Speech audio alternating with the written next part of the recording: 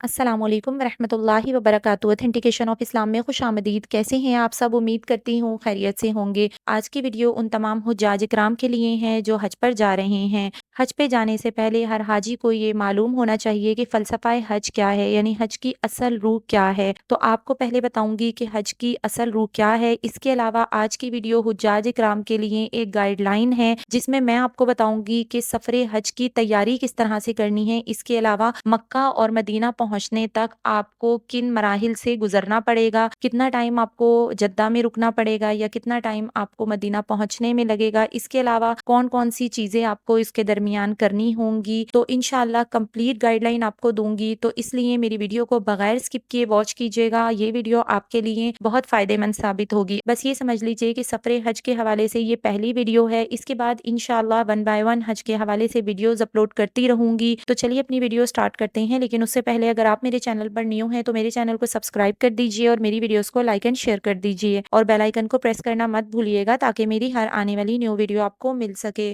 نحمدہ ونصلی علی رسولہ الکریم، فاعوذ باللہ من الشیطان الرجیم، بسم اللہ الرحمن الرحیم۔ تو تھوڑا سا حج کے حوالے سے سن لیجئے کہ حج کی اصل روح کیا ہے اور حج کے درمیان جب ہم مصیبتیں اور تکالیف برداشت کرتے ہیں ان پر کیا اجر ہے۔ تو حج اسلام کا 5واں رکن ہے جسے اللہ تعالیٰ نے صاحب استطاعت، عاقل، بالغ اور تندرست مسلمان مرد اور عورت پر زندگی میں ایک مرتبہ فرض قرار دیا ہے۔ دراصل حج ایک جامع عبادت ہے جس میں بڑی گہری معاشرتی اور تمدنی مصلحتیں کار فرما ہیں۔ حج کے دنوں میں امیر و غریب، شاہ و گدا، تمام زبانوں، رنگ و نسل اور ہر حیثیت کے لوگ ایک ہی صف میں کھڑے نظر آتے ہیں، ایک ہی طرح کی عبادت کرتے ہیں اور ایک ہی طرح کا لباس پہنتے ہیں، ایک ہی طرح کے بستر یعنی کہ زمین پر سوتے ہیں۔ غرض کہ ہر شخص اپنے رب کے دربار میں عجز و انکساری کی تصویر بنا ہوا نظر آتا ہے۔ تو عازمین حج کے لیے ضروری ہے کہ وہ سفر پر روانہ ہونے سے لے کر واپسی تک کے مراحل میں تکالیف، پریشانیوں کا صبر و تحمل کے ساتھ، ہمت و حوصلہ اور مجاہدانہ جذبوں کے ساتھ مقابلہ کریں۔ در حقیقت حج کے سفر اور حج کے دوران تمام صعوبتوں اور ناگوار تکالیف کو نہایت خوشی کے ساتھ برداشت کرنا ہی حج کی اصل روح ہے۔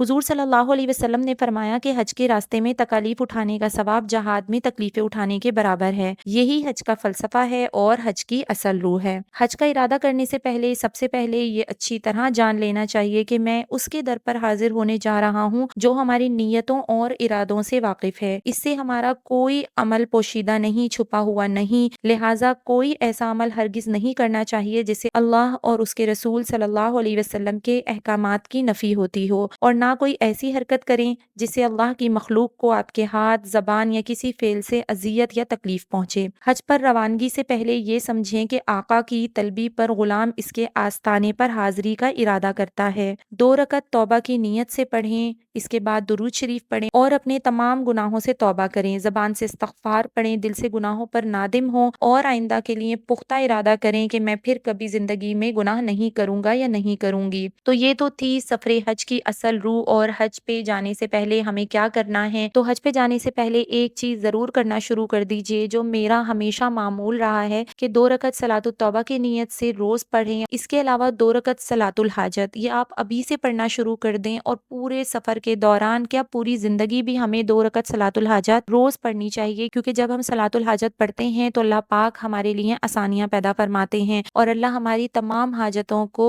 عافیت اور آسانی کے ساتھ پورا کر دیتے ہیں۔ اب سفر حج کی تیاری کرنے کے لیے سب سے پہلے میں نے بتا دیا کہ یہ 2 رکعت نفل آپ ابھی سے پڑھنا شروع کر دیں تاکہ آگے کے تمام مراحل آپ کے آسانی اور عافیت کے ساتھ طے ہو جائیں۔ اور دوسری بات کہ اپنی نیت کا بہت احتیاط سے جائزہ لینا ہے اور دل میں یہ سوچنا ہے کہ کیا میں حج کرنے جا رہی ہوں خالص اللہ کے لیے جا رہی ہوں یا میری نیت میں کوئی دکھلاوا ہے دنیا کے لیے کہ دنیا والے مجھے حاجی کہیں گے یا حجن کہیں گے یا دنیا والے میرے بارے میں اچھا گمان رکھیں گے۔ نہیں، تو سب سے پہلے اپنی نیتوں کا جائزہ لینا ہے کہ خالصتاً اللہ کے حکم کی تعمیل اور اس کی خوشنودی کے لیے میں حج کرنے جا رہا ہوں یا جا رہی ہوں، کیونکہ یہ حج اور عمرے کی قبولیت کی سب سے پہلی شرط ہے۔ اس کے علاوہ اپنے چھوٹے بڑے گناہوں سے سچے دل سے توبہ کیجیے، حقوق العباد کی ادائیگی کا اہتمام کیجیے، 5 وقت کی نماز کی ادائیگی کے ساتھ ساتھ نماز جنازہ کی ادائیگی بھی سیکھ کر جائے۔ اس کے علاوہ خواتین بھی مسجد الحرام اور مسجد النبوی میں جماعت سے نماز ادا کرتی ہیں، تو یہیں سے جماعت کی نماز کا طریقہ سیکھ کے جائیں۔ میری 2 ویڈیوز باجماعت کی نماز کے حوالے سے ہے۔ اگر آپ نے وہ واچ نہیں کی ہیں تو میرے چینل پر یہ ویڈیوز موجود ہیں، میں ڈسکرپشن میں اس کا لنک دے دوں گی۔ ان ویڈیوز کو واچ کر کے عورتیں باجماعت نماز کا طریقہ ایزیلی سیکھ سکتی ہیں۔ سفر حج روحانی طور پر بڑا پرکیف سفر ہوتا ہے، لیکن جسمانی طور پر مشقت طلب ہوتا ہے، تو ابھی سے اپنے آپ کو مشقت کا عادی بنا لیجئے۔ حضور صلی اللہ علیہ وسلم کا فرمان ہے کہ حاجی کو اس کی مشقت کے برابر ثواب ملتا ہے۔ اب کچھ لوگوں کو اتنی آسانیوں میں رہنے کی عادت ہوتی ہے کہ وہ خود اپنا کام بھی نہیں کر پاتے، تو ان لوگوں کے لیے بہت ضروری ہے کہ وہ اپنے کام ابھی سے خود کرنے کی عادت ڈالیں، خود کو مشقت کا عادی بنائیں، دھوپ میں واک کرنا شروع کریں۔ بعض لوگ ایسے ہوتے ہیں جن کو اے سی کی عادت ہوتی ہے، لیکن حج کے سفر میں ہمیں گھنٹوں پیدل چلنا پڑتا ہے، اور مکہ کا موسم آپ لوگوں کو پتا ہے کہ کتنا گرم اور خشک موسم ہوتا ہے، تو اس موسم کے لحاظ سے اپنے آپ کو تیار کریں، ابھی سے مشقت کا عادی بنائیں، واک کریں۔ اس کے علاوہ حج پر روانہ ہونے سے پہلے اپنا میڈیکل چیک اپ کروائیں۔ خدا نخواستہ اگر کوئی بیماری ہو تو اس کا علاج کروانے میں ہرگز دیر نہیں کریں، اور اگر آپ کسی بیماری کی وجہ سے مستقل دوائیاں استعمال کر رہے ہیں تو اپنے ڈاکٹر سے اس کے مطابق دوائیاں لکھوا لیں، اور سعودی عرب میں جتنے دن آپ کا قیام ہوگا اتنے دن کی دوائیاں آپ اپنے ساتھ رکھ کے لے کے جائیں، اور حاجی کیمپ میں موجود ڈاکٹر سے اس پر سٹیمپ لگوا لیں، اور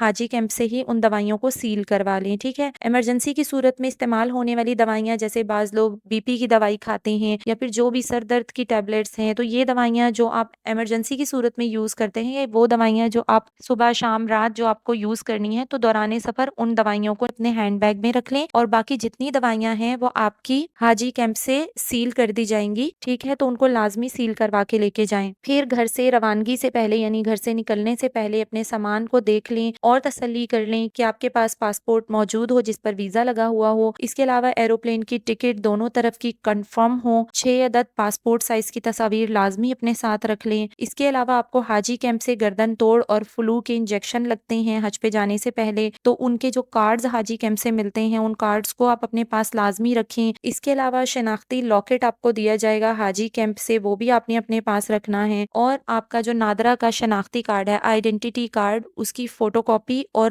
اوریجنل دونوں اپنے پاس لازمی رکھنا ہے، ٹھیک ہے۔ اس کے علاوہ حج پہ جانے سے 10 دن پہلے حفاظتی انجیکشن لازمی لگوا لیں جو کہ حاجی کیمپ سے لگائے جاتے ہیں۔ کچھ لوگ یہ کرتے ہیں کہ حج پہ جانے سے 1-2 دن پہلے جاتے ہیں انجیکشن لگوانے، کیونکہ انجیکشن لگوانے کی وجہ سے ہمیں ہلکا پھلکا بخار بھی ہو سکتا ہے، تو اس لیے 10 دن پہلے کم از کم اگر ہم انجیکشن لگوا لیں گے، تو اگر انجیکشن لگوانے کے بعد بخار ہو یا کسی قسم کا درد ہو تو حج کے سفر سے پہلے ہم بالکل ٹھیک ہو جائیں۔ پھر انجیکشن لگنے کے بعد آپ کو سرٹیفکیٹ دیا جائے گا، اس سرٹیفکیٹ کو اپنے پاس حفاظت سے رکھیں، کیونکہ سعودی حکام یہ کارڈ چیک کرتے ہیں، ٹھیک ہے، اور جن لوگوں کے حفاظتی انجیکشن یا حفاظتی ٹیکے اپنے ملک سے نہیں لگے ہوں گے تو وہاں پہ ایئرپورٹ پہ وہ آپ کو انجیکشن لگائیں گے، تو اس لیے بہتر یہ ہے کہ اپنے ملک سے ہی انجیکشن لگوا کے جائیں۔ اور یہ جو حفاظتی ٹیکے ہوتے ہیں ان کے لگانے کا انتظام حاجی کیمپ وزارت مذہبی امور و بین المذاہب ہم آہنگی کریں گے، جس کی اطلاع آپ کو دے دی جائے گی۔ آپ کے پاس میسج آ جائے گا کہ آپ حاجی کیمپ آ کے انجیکشن لگوا لیں، تو پھر آپ جا کے اپنا انجیکشن لگوا لیجیے گا۔ اس کے علاوہ تمام عازمین حج سعودی عرب میں قیام کے دوران اپنے اخراجات پورے کرنے کے لیے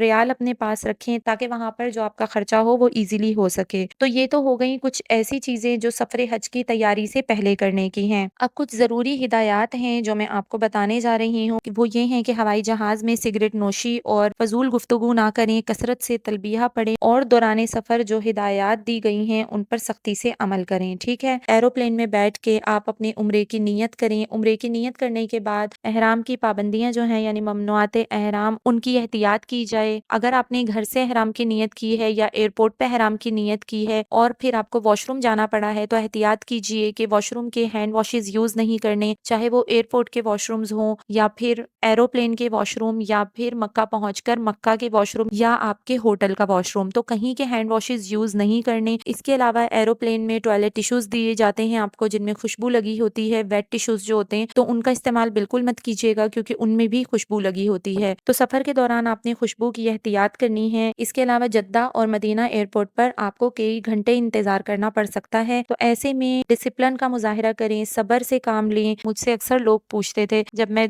हज पे गई लास्ट टाइम कि आपने तो पहले भी हज किया हुआ है, आप बताएं कि हज में क्या चीज़ करनी है क्या नहीं करनी। तो मैं बोलती थी कि बस एक काम कर लें कि सब्र कर लें। अगर हम सब्र करना सीख गए ना तो सफ़र हज हमारे लिए आसान हो जाएगा। तो इसीलिए आपको भी कह रही हूँ कि डिसिप्लिन का मुज़ाहिरा करें, सब्र का मुज़ाहिरा करें, क्योंकि जद्दा और मदीना एयरपोर्ट पर डॉक्टर और नर्सें उन लोगों को टीका लगाएंगी जिनके पास हेल्थ सर्टिफिकेट नहीं होगा। अगर आपके पास हेल्थ सर्टिफिकेट है तो आपको नहीं लगेगा। फिर वहाँ जद्दा एयरपोर्ट पर या मदीना एयरपोर्ट पर जब आप पहुंचेंगे तो वहाँ तमाम हुज्जाज इकराम के पासपोर्ट्स का कंप्यूटर से इंदराज होगा, फिंगरप्रिंट्स लिए जाएंगे और कैमरे से फोटो ली जाएगी। ठीक है, फिर आपके सामान को स्कैनर से गुजारा जाएगा ये चेक करने के लिए कि सामान में कोई ममनुआ चीज़ तो नहीं है। इसके अलावा जद्दा एयरपोर्ट पर आपको कुछ वक्त खाने पीने के लिए और नमाज की अदायगी के लिए भी मिलेगा। एयरपोर्ट पर मौजूद अमला आपको ग्रुप्स की सूरत में डिवाइड करेगा और फिर बसों में बिठाया जाएगा। बसों में बैठने के बाद आपने अपनी बारी का इंतजार करना है, लाइन बना के उसके बाद आपने बसों में सवार होना है और अगेन ये कि डिसिप्लिन का मुजाहिरा करना है। ठीक है, अब जद्दा एयरपोर्ट से आपको एयर कंडीशन बसों के जरिए मक्का मुकर्रमा ले जाया जाएगा, जबकि मदीना एयरपोर्ट से खते हिजरा और फिर मदीना शहर ले जाया जाएगा। ये बसें आपको आपकी बिल्डिंग के करीब उतारेंगी,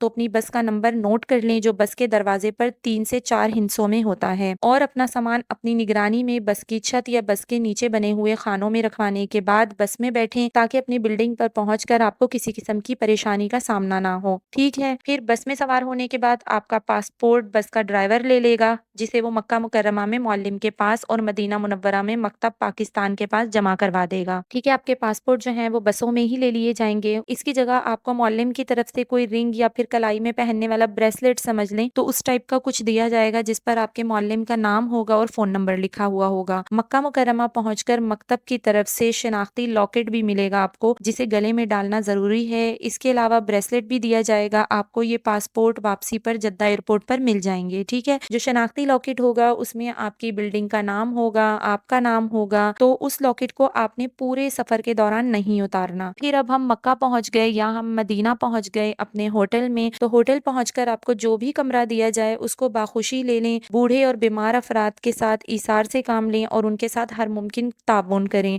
मदीने में तो हमारा क़याम खाली 10 दिन का होता है, लेकिन मक्का में क्योंकि बहुत दिन हमें वहाँ रहना होता है, तो मक्का में रिहाइश के दौरान आपको मुख्तलिफ मसाइल और मुश्किलात का सामना भी करना पड़ सकता है, जैसा कि एक कमरे में ज़्यादा अफराद का होना, पानी की कमी भी अक्सर हो जाती है, एयर कंडीशन खराब हो गया, सफाई या किसी और तरह का मसला। तो उसके लिए जो आपकी बिल्डिंग में मौजूद स्टाफ है, जो भी आपको परेशानी है आप उनसे बात करें, लेकिन अगेन ये कि सब्र का मुजाहिरा करें। कुछ लोग वहाँ पहुँचते ही जो है वो शोर शराबा शुरू कर देते हैं, इस चीज़ की कमी है, ये नहीं हुआ, वो नहीं हुआ। अब वहाँ का जो मौजूद स्टाफ है वो भी बेचारे परेशान हो जाते हैं, तो इसलिए सब्र के साथ उनके साथ ताउन करें। इसके अलावा ये कि मौसम के मुनासबत से अपने कपड़े साथ लेकर जाने हैं। ठीक है, सूती लिबास, हल्के लिबास लें, मिक्स कपड़ा बिल्कुल ना लें क्योंकि गर्मी बहुत ज़्यादा होती है। इसी तरह बुर्का या बाया जो आपने लेना है तो वो इतना बारीक भी ना हो जो सी थ्रू हो, यानी जिससे नजर आता हो और आपके कपड़े और आपका लिबास नजर आए। अबाया ऐसा हो जिससे आपके कपड़े और आपका जिस्म भी छुप जाए। थोड़े से हल्के स्टफ का अबाया हो जिसमें से हवा भी क्रॉस हो सके। ठीक है, इसके अलावा मस्जिदुल हराम और मस्जिदुल नबवी के बाहर बैतुल खला और वजू खानों का इंतजाम भी मौजूद होता है। तो लोग अक्सर क्या करते हैं, बहुत गंदगी फैलाते हैं, तो कोशिश ये करें कि मस्जिदुल नबवी और मस्जिदुल हराम के वॉशरूम यूज करके आप जब भी निकलें आप उनको फ्लश करें, और साफ सुथरा वॉशरूम जिस तरह से वो लोग सफाई का इंतजाम करते हैं, आप लोगों को भी चाहिए कि जब भी वॉशरूम यूज करें तो उसको साफ करके ही बाहर निकलें। इसके अलावा ये कि मस्जिदुल हराम और मस्जिदुल नबवी में संगे मरमर का फर्श होता है, ठीक है, मार्बल का ना, जिस पर एहतियात से चलें क्योंकि ऐसा होता है कि पानी गिरा होता है जिसकी वजह से आप फिसल भी सकते हैं। सफेद संगे मरमर जो है वो ठंडा होता है और काला जो है वो गर्म होता है, इसलिए काले संगे मरमर पर नंगे पाँव ना चलें। इसके अलावा अपना मोबाइल साथ लेके जाएं और सिम आपने वहीं से खरीदनी है। इसके अलावा हुज्जाज इकराम से गुजारिश है कि तवाफ के वक्त ज्यादा रश में घुसने की कोशिश ना करें, खुसूसन बूढ़ों और बच्चों और औरतों को तवाफ के वक्त एहतियात की जरूरत होती है। तो व्हील चेयर पर तवाफ करने वाले भी सऊदी हुक्काम की हिदायत पर सख्ती से अमल करें और हरम शरीफ में किसी जगह जाने से रोकें तो जबरदस्ती ना करें। तो ये कुछ हिदायत थी हाजियों के लिए जो हज के सफर पर जा रहे हैं। तो इंशाअल्लाह ताला आगे भी हज के हवाले से वीडियोस अपलोड करती रहूंगी। अगर ये वीडियो आपके किसी तरह भी फायदेमंद साबित हुई हो तो इसको जरूर दूसरों तक शेयर कर दीजिए और मेरी वीडियोस को लाइक जरूर कर दिया करें। इससे मेरी हौसला अफजाई होती है कि मेरी वीडियोस आपको पसंद आ रही हैं। मुझे अपनी दुआओं में याद रखिएगा। इसी तरह की और बहुत सारी ऑथेंटिक वीडियोस के लिए देखते रहिए ऑथेंटिकेशन ऑफ इस्लाम। अस्सलाम वालेकुम व रहमतुल्लाहि व बरकातुहू।